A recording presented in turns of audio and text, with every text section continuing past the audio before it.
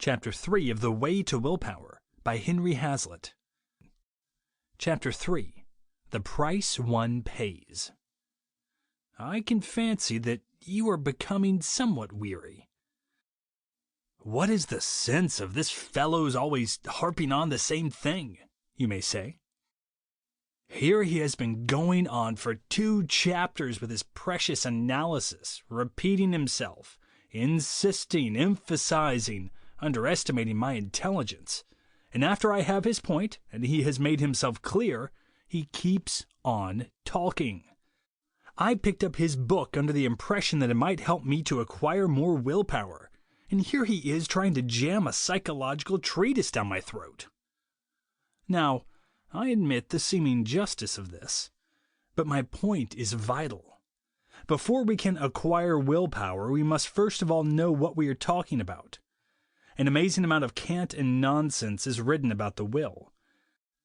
I have seen a book on willpower so thick and formidable that the chairs creaked when you put it upon them, and it was vitiated and full of absurdities from the first page to the last, simply because the author had not the remotest conception of what the will is.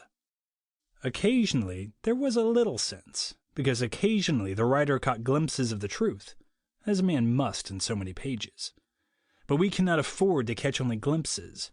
We must know what we are talking about all the time, not merely in moments of absent-mindedness. My point, I repeat, is vital. I am taking no risks with it. Having approached a true conception of the will, we are prepared to go a step farther and to find what we mean by the phrase willpower. And this is not difficult. It resolves itself into a question of time. When we say a man has willpower, we mean that he has a certain desire which persists and predominates for a comparatively long period. It is not being constantly dethroned by a multitude of other desires. Either the other desires are not strong enough, or it is too strong for them, which, as we shall see later, is more than a mere verbal distinction. And if perchance this desire is forced to abdicate for a little while, which may sometimes happen with the strongest-willed persons, it quickly throws out the usurping desire and reigns again. This dominant desire is usually a wish for something remote. The man who obeys it is setting the expected advantage of the future against the supposed advantages of the present. He will not eat an extra slice of that delicious pie, for he knows that if he did, he would 2 hours later be suffering the agonies of indigestion. He will not gaze at that pretty girl in the subway seat opposite, for he has embarked upon the noble enterprise of improving his mind. He has set aside his trip to work in the mornings for concentration on some serious subject. He will not be distracted. Or he will stay late at the office. He will take his work home with him. He will whip his brain on when it is tired. He will shorten his holidays, eliminate social enjoyments, and endanger his health, for he has resolved upon success in life. Willpower, then, may be defined as the ability to keep a remote desire so vividly in mind that immediate desires which interfere with it are not gratified. Understand me, I pass no moral judgment on the will per se. I do not condemn it. Neither do I praise. It may be evil as well as good. A man may devote years to avenging himself upon another. He may put up with inconveniences, endure privations, submit to insults, humiliation, and risks of exposure, all of which he could avoid if he would consent to give up his aim. Napoleon consecrated his colossal will to the once glorious, and now discredited, occupation of trying to conquer the world. But will does imply thought of the future. It is ready, if need be, to sacrifice the present to the future. And that is one of the great distinguishing marks between the civilized man and the savage. The savage did not save. He did not plant crops. He did not provide for old age. He did not even set aside food for the next day. When he got a piece of meat, he gorged himself until he slept. He died young. A firmer grasp of the true idea of willpower is attainable if one is acquainted with some of the distinctions of political economy. The economist differentiates between desire and demand. When the layman talks of the demand for automobiles, he thinks usually of the desire for automobiles. The economist will not tolerate such a looseness. A beggar may genuinely desire a Rolls-Royce car, but that does not concern the manufacturer. It does not constitute part of the demand that the manufacturer must supply. He is interested only in the folk who can afford to pay for Rolls-Royce cars. And it is not only essential that the people who can afford a Rolls-Royce shall desire it, but they must desire it so much that they are willing to pay the price for it. Now we are ready to apply this economic definition to the will. After 19 pages of theory, exegesis, and preparation, we are able to lay down the first rule for the aspirant for willpower. It is a very important rule, and indeed possibly covers most of the subject. Before you make any formal resolution whatsoever, make certain that you genuinely desire to carry it out. Let there be no doubt that the end you have in view is so desirable or advantageous that it will outweigh all desires or advantages or all other ends that are likely to have to be foregone or abandoned in order to attain it. In short, be sure you are willing to pay the price. This rule is the cornerstone. Its importance will become more and more appreciated as we go on. End of Chapter 3. Chapter 4. Old Bottles for the New Wine. Having made myself satisfactorily clear, I am now disposed to become more amiable and conciliatory. Having demolished, I hope, popular misconceptions of the will and the intellect by gunpowder charges of the truth, and having erected a new edifice in place of the old, vague, and misleading one, I am willing to add a few bricks from the old building. In short, I am prepared to make concessions. It is probably quite wise and helpful to do this, because it causes less confusion and less irritation to talk, wherever possible, in terms of established conceptions than in terms of conceptions to which the reader is unaccustomed. This is all the more to be desired when the old conception has some partial justification, and when, though loosely lumping different things under one name, it nonetheless, by so doing, effects an economy of thought and of language. I have said, for instance, that there is no such thing as the will considered as an entity, that it is simply a name we give first to one desire and then to another. But by way of setting off those desires which we commonly call the will from those desires which the will opposes, I have said that the will in general represents desires for remote as opposed to immediate gratifications. Yet we may generalize still further. As long as we keep in the background of our minds that the will is really an abstraction, there is no harm in speaking of it a good part of the time as if it were an entity. And insofar as it can be said to represent a definite and permanent entity, the will may be defined as our desire to be a certain sort of character. This is still a desire, you see, and it is still an abstraction. For our desire to be a certain sort of character may mean at one moment a desire to be honest, at another moment a desire not to get drunk, and at still another moment a desire to concentrate on something. When we commonly speak of the will and think of it as if it were a definite concrete thing, it is this desire to be a certain sort of character, I think, that we commonly have in mind. When popular language says that a man is the slave of his desires, it means that he acts upon the cravings and impulses that from time to time arise, though in retrospect he will know that such actions would never be done by the kind of character he wants to be. When popular language says that a man is the master of his own desires, that he holds them in leash and under his control, it means that this desire to be a certain kind of character is at all times vivid and powerful enough to be acted upon in preference to any other fleeting or recurrent desire that may beckon him. And it is, on the whole, rather well that popular language has this conception embedded in it. For actions and decisions which would otherwise seem trivial are made by it to seem large and significant. It may not seem a matter of importance whether you take this particular drink or not, or whether you cheat the car conductor out of this particular 5-cent piece. But if you look upon the non-performance of this little act as your ability to refuse to yield to a particular impulse, And if your ability to refuse to yield to this particular impulse becomes in your mind a challenge to and a test of your entire character, you have thrown into the scale a mighty force to ensure you're taking the right action. If we accept the definition of will as the desire to be a certain kind of character, then it can be seen to be a matter of the highest importance just what kind of character you desire to be. A man may have a strong will, but low ideals, or he may have high ideals and a weak will. A man ought to make two demands of his ideals. First, that they be high enough, and second, that they be his own. If a man really and truly desires to be a roue or a pickpocket, if this be his ideal, and if his conduct conforms absolutely with his principles, there is assuredly no fault to be found with his will.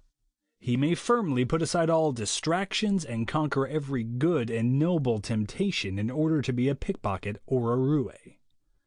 But society asks something more of him than strength of will.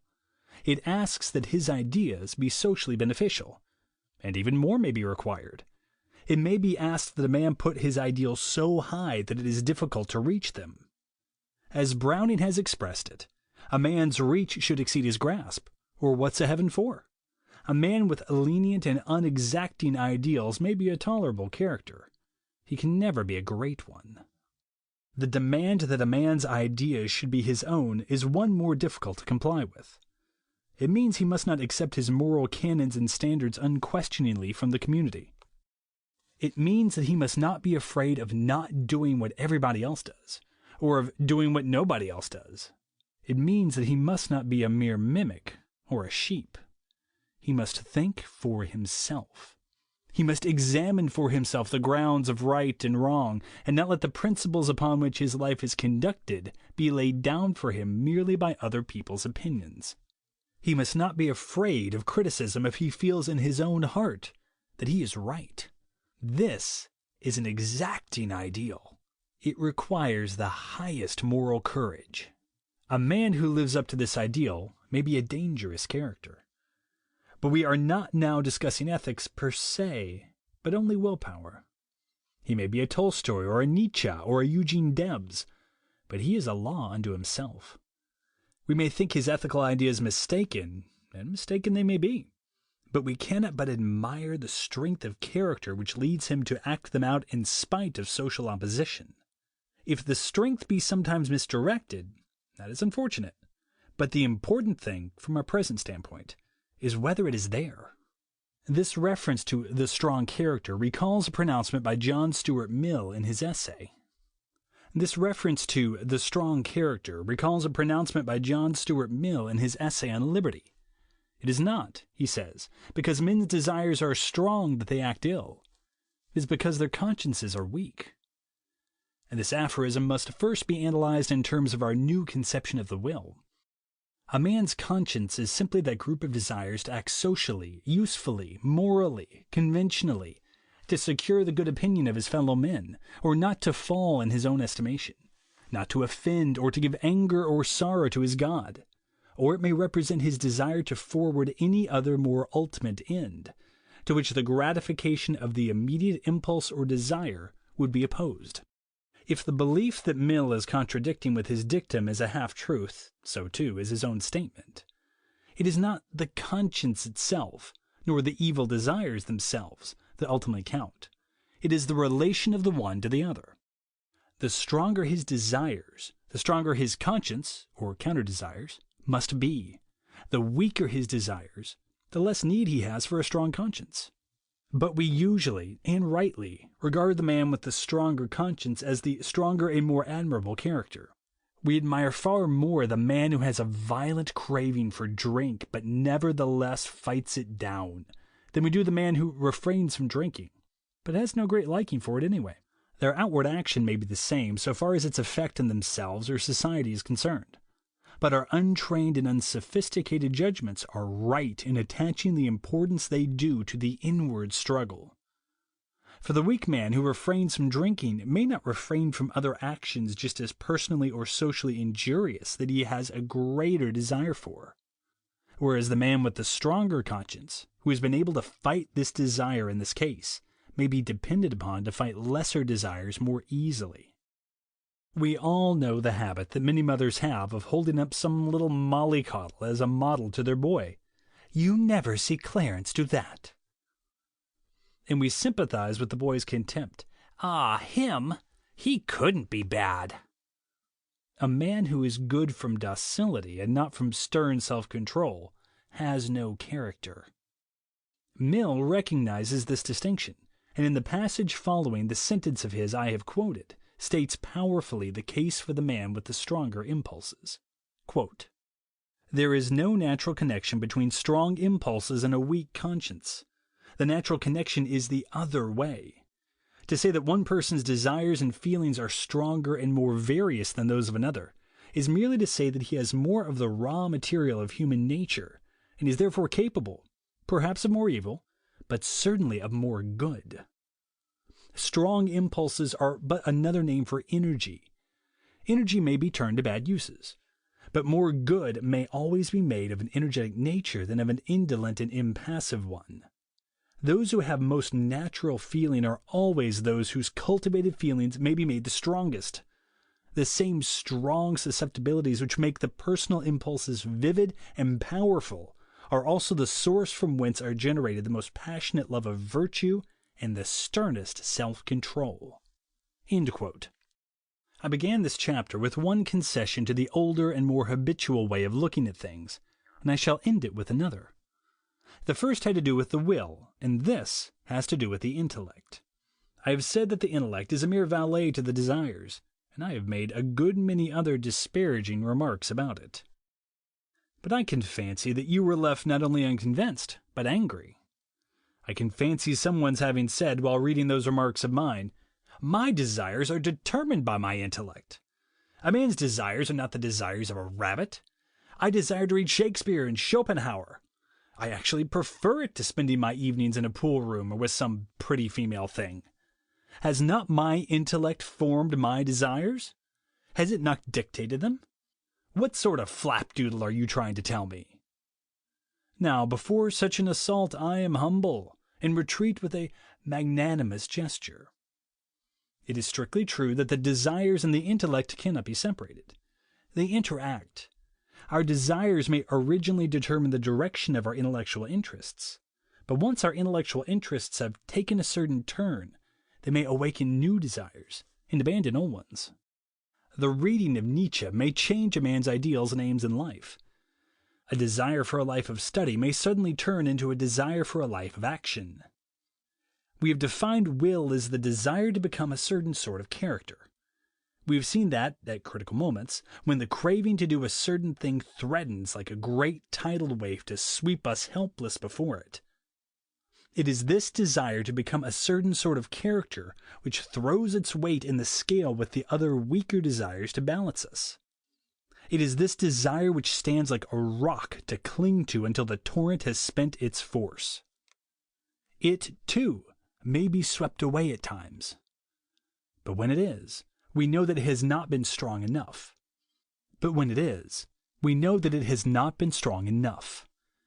It is a warning that the breakwater has been too low and too weak. We must build it higher and stronger. We must strengthen this desire to become a certain sort of character. The ideal that we actually form will depend upon our parents, our religion, our associates, our reading, our thinking, the traditions of the nation and the age in which we live. Many of these elements are intellectual, and to the extent that these determine our ideals, they determine part of our desires.